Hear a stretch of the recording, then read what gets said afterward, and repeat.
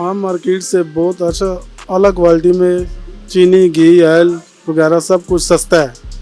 ठीक है, आवाम के लिए बहुत सहूलत है। चीनी तो सस्ती है और आटा भी है सस्ता, घी भी, ये 3 चीजें सस्ती हैं। वाकई कुछ चीज़ों में जो कमी है वो वाकई आवाम के लिए बेहतरी है और आवाम के लिए एक तरह से सहूलत है। ये कस्टमर का ओवर बर्डन होना लाजमी बात है हमारे पास, क्योंकि हमारी प्राइसेस जो हैं घी, ऑयल, चीनी और आटे की कम है, बहुत ज़्यादा कम है बाज़ार से।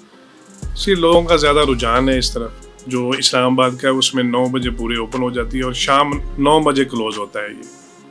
और इस दौरान कस्टमर, जितने भी कस्टमर आ जाएं, हम उनको एंटरटेन करते हैं और अल्हम्दुलिल्लाह सब बेहतरीन आटा, चीनी और दालें, चावल, ये सारी चीज़ें हम उनको मुहैया करते हैं।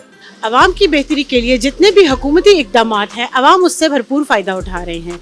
लेकिन यहाँ पर मौजूद कुछ बुजुर्ग सार्फिन का कहना है कि उनके लिए एक अलग से काउंटर होना चाहिए ताकि वो इन लंबी लाइनों और रश से बचने के लिए उसका फ़ायदा उठा सकें।